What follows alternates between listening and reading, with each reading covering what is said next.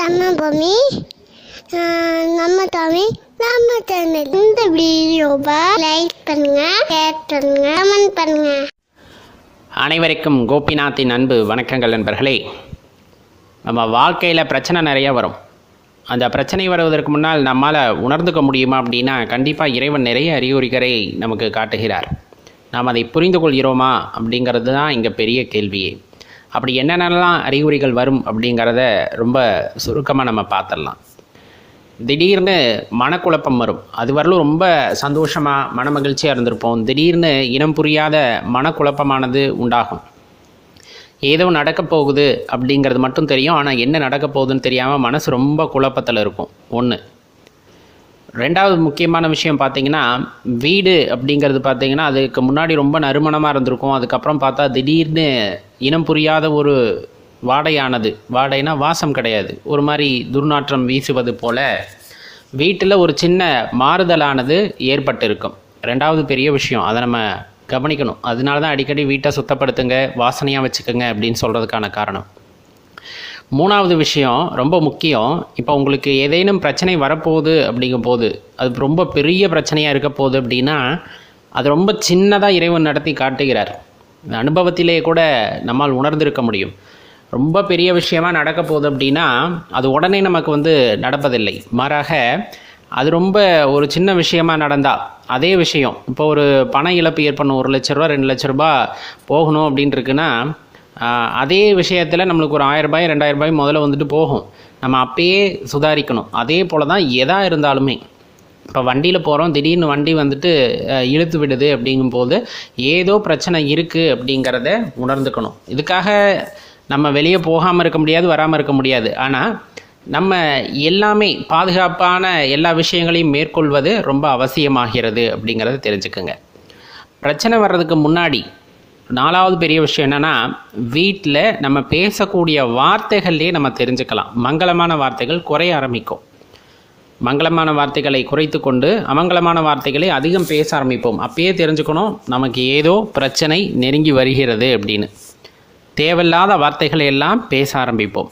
தீய வார்த்தைகளாகட்டும், எதிர்மறை ஆற்றல் உள்ள வார்த்தைகளாகட்டும் அதிகம் பிரயோகிக்க ஆரம்பிக்கிறீர்கள் அப்படின்னாலே நல்லா தெரிஞ்சுக்கோங்க, அது நம்மளை எங்கேயோ பிரச்சனையை நோக்கி கொண்டு போகுது அப்படிங்கிறத உணர்ந்துக்கணும். 5வது மிகப்பெரிய விஷயம், வழிபாடு அப்படிங்கிற தன்மை குறைய ஆரம்பிச்சிருக்கும். அதாவது ஆத்மார்த்தமாக வழிபட்டது அப்படிங்கிறது போய் அப்படியே படிப்படியாக எல்லாம் குறைய ஆரம்பிச்சிருக்கும். நம்மளுக்கே தெரியாமல் அதில் ஒரு பற்று இல்லாமல் அப்படியே கொஞ்சம் கொஞ்சம் விலக ஆரம்பிச்சிருப்போம். இதெல்லாம் மாயையின் காரணமாக. ஏன்னா இறைவனை பிடித்து விட்டால் உங்களுக்கு அந்த பிரச்சனையானதை கொடுக்க முடியாது. அப்போ இறைவன்கிட்டருந்து உங்களை கொஞ்சம் விலக்கி வச்சாதான் உங்களை அந்த பிரச்சனைக்கு ஆட்படுத்த முடியும். அப்படிங்கும் போது மாயை நம்மை சூழும். ஒரு 6 மணிக்கு தினமும் காலையில் சாமி கும்பிடுவீங்க அப்படின்னா அந்த நேரம் சரியில்லாத அல்லது பிரச்சனைகள் வரக்கூடிய காலகட்டத்தில் பார்த்தீங்கன்னா அப்படியே ஒரு 9 மணி ஆகும், 10 மணி ஆகும் சாமி கும்பிட்றதுக்கு. அப்புறம் சரி நாளைக்கு கும்பிட்டுக்கலாமே அப்படிங்கிற எண்ணம் வரும். அப்படியே தள்ளி போயிடும். அப்போ அந்த மன உறுதி அப்படிங்கிறது உடைக்கப்படும். இறைவன் மீது வைத்திருந்த அந்த பந்தம் கொஞ்சமாக விலகிறனால நமக்கு அந்த பிரச்சனைகள் எளிதில் பற்றக்கூடும். அதே போல தான் நண்பர்கள் மூலமாகவோ அல்லது உறவினர்கள் ஏதோ ஒரு 3வது நபரின் மூலமாக என்ன நடக்கப் போகுது அப்படிங்கிறத அவங்க வாயால் சொல்லுவாங்க. பார்த்து இந்த விஷயத்தில் இருந்துக்கு அப்படின்னு. நமக்கு அவங்களுக்கு சம்மந்தமே இருந்திருக்காது. சில பேர் பஸ்ஸில் போகிறப்ப, கோவிலில் இருக்கும்போது கொஞ்சம் கவனமாக இருப்பா, உனக்கு நேரம் சரியில்லை போல் அப்படின்ற வார்த்தை வந்துச்சுனாலே நம்ம கொஞ்சம் கவனமாக இருக்கணும். அதே போல் இந்த எதிர்மறை ஆற்றல் கொண்ட உயிரினங்கள் அப்படின்னு சில விஷயங்களை சொல்லுவாங்க. வௌவால்லாம் வீட்டுக்குள்ளே வரக்கூடாது. அது வௌவால் வீட்டுக்குள்ளே நல்ல ஆற்றல் இல்லை அப்படின்னா தான் உள்ளே வரும். அப்படி போகுது அப்படின்னாலே வீட்டில் எதிர்மறை ஆற்றல் குடிக்கொண்டு இருக்குது அப்படிங்கிறத தெரிஞ்சுக்கோங்க. கொஞ்சம் கண்ணும் கருத்துமாக இருந்துக்கணும். அதே போல் நல்ல விஷயங்கள், சில விஷயங்கள் தொடர்ந்து செஞ்சுக்கிட்டு இருக்கோம் அப்படின்னா நம்மளால் செய்ய முடியாமல் போயிடும். மனசு எப்போவுமே குழப்பத்தில் இருக்கும். எதை தொட்டாலும் தவறாக போகும். அப்படிங்கும்போது நம்ம ஏதோ பிரச்சனை எதிர்கொள்ள இருக்கின்றோம் அப்படின்ட்டு அதற்கு தயாராகிக்கணும். இல்லைன்னா அது என்ன பிரச்சனை வரும் அப்படிங்கிறத யூகித்து அதிலிருந்து விடுபடுவதற்கான வழியை தேட ஆரம்பித்து விட வேண்டும். அப்போ தான் அந்த பிரச்சனையிலேருந்து நம்மளால் வெளியே வர முடியும். நல்லா தெரிஞ்சுக்குங்க. இது பற்றின புரிதல் உங்களுக்கு இருந்திருக்கலாம், இது பற்றின அனுபவங்கள் உங்களுக்கு இருந்திருக்கலாம். அந்த மாதிரி இருந்தது அப்படின்னா யோசித்து பாருங்களேன். வாழ்க்கையில் ஏதாச்சும் ஒரு இடத்துல இப்படி நடந்திருக்கும். அதை மீறி நம்ம போயிருப்போம். சில இடத்துல சகுனங்கள்னு சொல்லுவாங்க. சகுனங்கள், நிமித்தங்கள் அப்படின்ட்டுலாம் நம்மளுடைய கூறுகளில் இருக்குது. ஆனால் இன்றைக்கி அதெல்லாம் மூட நம்பிக்கைன்னு போயிடுச்சு. எல்லாத்தையுமே சகுனங்களாக எடுத்துக்கொள்ளக்கூடாது. இன்னொன்று, ஆனால் தொடர்ந்து சில விஷயங்கள் நிகழும்.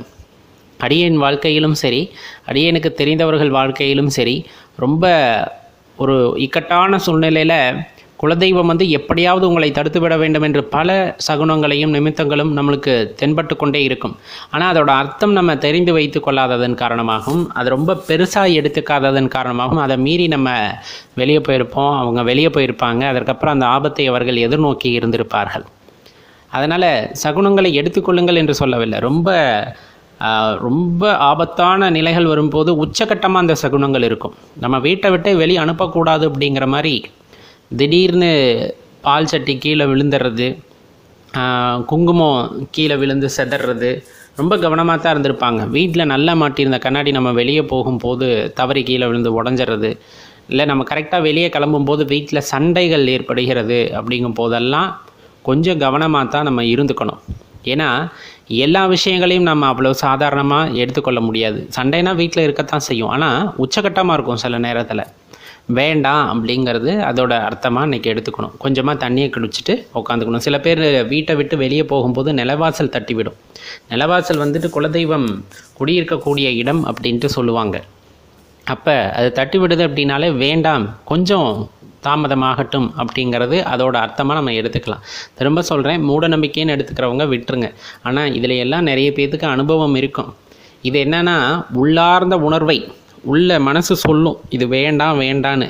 நம்ம அதை மீறி செய்கிறோம் அப்படின்னா உள்ளே இருக்க தெய்வம் சொல்லி கேட்கலைன்னா வெளியே இருக்க குலதெய்வம் சொல்லுவாங்க, வேண்டாம் இது நல்லதுக்கு இல்லை, போக வேண்டாம் அப்படின்னு. அப்போ தடங்கள் வருது அப்படிங்கும்போது கொஞ்சம் ஆற போட்டுருணும். உடனே செய்யக்கூடிய விஷயமா இருந்ததுன்னா ஒரு 10 நிமிஷம் ஆற போட்டு தண்ணியை குடிச்சிட்டு அமைதியாக உட்காந்துருந்துட்டு போங்கன்னு சொல்லுவாங்க, கவனிச்சிருப்பீங்க. அதுக்கப்புறமா நம்ம எடுக்கக்கூடிய முடிவு அப்படிங்கிறது கொஞ்சம் சரியானதாக இருக்கும். ஆனால் அது அவசரமாக நம்ம போகிறோம், அதை முடிவு எடுக்க போகிறோம், அதனால் பிரச்சனை வரப்போகுது அப்படின்னா முடிஞ்ச அளவுக்கு தவிர்த்துருங்க. இது வாகனங்களை பொறுத்தளவு நீங்கள் கவனமாக கையாள வேண்டியது இருக்கும். ஒரு வாகனம் வாங்க போகிறீங்க, நிலவாசல் தட்டுதுன்னா அந்த வாகனத்தை வாங்க வேண்டாம். அது எப்படிப்பட்டதாக இருந்தாலும் சரி, வேறொரு வாகனத்தை வேறொரு நாளில் வாங்கி கொள்ளலாம், தவறில்லை. அதுக்காக கிடைக்கிற கம்மியான விலையை விட முடியுமா அப்படின்னா அதுக்கப்புறம் வரக்கூடிய ஆபத்தை நாம் தான் விலை கொடுத்து வாங்க வேண்டியது இருக்கும் அப்படிங்கிறத தெரிஞ்சுக்கணும். அதே போல் ஏதேனும் இந்த மாதிரி பிரச்சனைகள் வருது, அதிலேருந்து மீண்டு வரணும், இந்த மாதிரி ஆபத்துகள்லேருந்து வரணும் அப்படின்னா அதற்கான ஒரே வழி வழிபாடு மட்டும்தான். மனசை சிறத்தன்மையாக வச்சுக்கிறது, எது வந்தாலும் பார்த்துக்கலாங்கிற தைரியம், அதோடு வழிபாடும் சேர்ந்திருக்க வேண்டும். இஷ்ட தெய்வ வழிபாடாக இருக்கலாம், குலதெய்வ வழிபாடாக இருக்கலாம். வீட்டில் காலை மாலை 2 நேரமும் விளக்கேற்றி வழிபாடு செய்ய வேண்டும். அதுக்கு முன்னாடி வரலும் ஒரு நேரம் தான் ஏற்றியிருந்தோம் அப்படின்னா அதுக்கப்புறமா வீட்டில் அதிகமாக பூக்களை பயன்படுத்துங்க, மாவிலை தோரணம் கட்டுங்கள், நிலைவாசலுக்கு அடிக்கடி பூஜை செய்யுங்கள், வெளியே போகிறப்ப வர்றப்ப இறைவனை வழிபட்டு விட்டு செல்லுங்கள், பெரியவர்களிடம் ஆசீர்வாதம் வாங்கி விட்டு செல்லுங்கள். இந்த மாதிரி செய்யும் போது வருகின்ற சின்ன சின்ன ஆபத்துகளிலிருந்து நம்மை பாதுகாத்து கொள்ள முடியும் அப்படிங்கிறத தெரிந்து வைத்துக் கொள்ளுங்கள் நண்பர்களே. கண்டிப்பாக பயனுள்ளதாக இருக்கும். தவிர்த்து விட்டு போகக்கூடிய பதிவெல்லாம் கிடையாது. இது யாருக்கேனும் தேவைப்பட்டு இருக்கலாம், அடியேன் வாயிலாக இப்பொழுது வந்து சேர வேண்டும் என்று கூட இருக்கலாம். மறக்காமல் இந்த பதிவு குறித்த உங்களது கருத்துக்களை கீழே கமெண்ட்டில் பதிவு பண்ணுங்கள். லைக் பண்ணிவிட்டு உங்கள் நண்பர்களோடையும் ஷேர் பண்ணிக்கோங்க. நன்றி, வணக்கம்.